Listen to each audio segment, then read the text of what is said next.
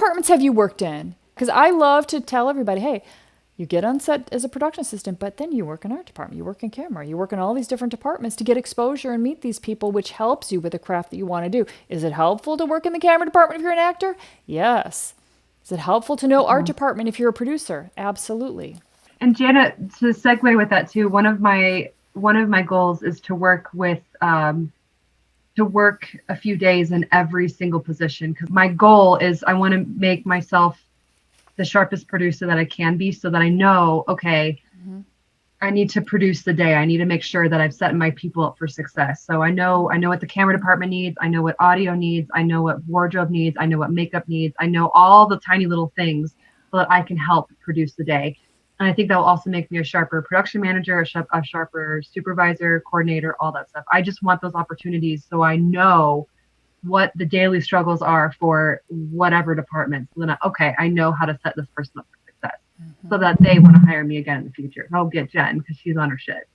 That's really what I want. I've worked in production, mostly production assistant, and then I've coordinated, supervised, I've managed, I've first AD, second AD, associate producing and producing, field producing. I did a little bit of sound. I was talking about that earlier. I did a little bit of audio.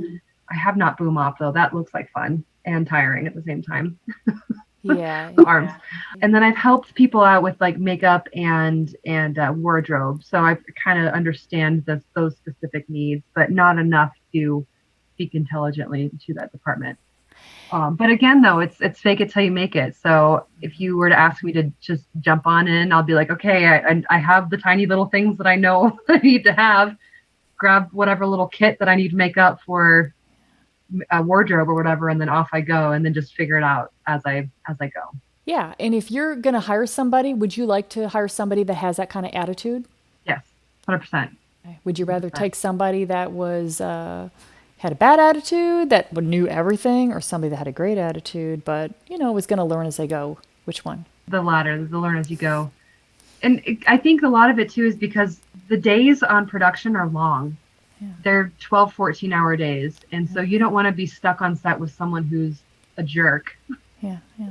You want to work with people who, okay, if you have two candidates, okay, this person's a jerk, but they're better qualified than this person, but this person has a better attitude, they're more positive, and they're going to be pleasant. And this one, even though might not have the same skill set, I would rather work with this person all day than someone who has a crummy attitude. Yeah. Oh, yeah, for sure. Anybody's got a bad attitude, it ruins the whole shoot. It's almost like people stay away from that person, and it's really weird how energy is really important on a film set, for the actors, for the director, for the producer, for the client, for the people, everybody. Like the money comes from a great positive thing happening on set, and people get stuff done. It's kind of cool because you have been you've worked your way up in production to being a producer, and you're an actor. Now that was never initially probably an idea in your mind. Correct. The whole point of this whole thing is to have a great life, to have an exciting life, to live life on your own terms. Do you feel that combining producing with acting, you're achieving that objective? 100%. Absolutely. It's a much more richer, fuller life than I have ever expected. And it's so much more beautiful than I thought I ever. So I'm very grateful for it. And I'm very happy. Very happy. I feel like people who work in the industry are kind of crazy pants anyways, because they're such workhorses. They are workaholics. They love work, but in a good way. Sometimes it can be unhealthy, but I think if you have a good balance, then it's good.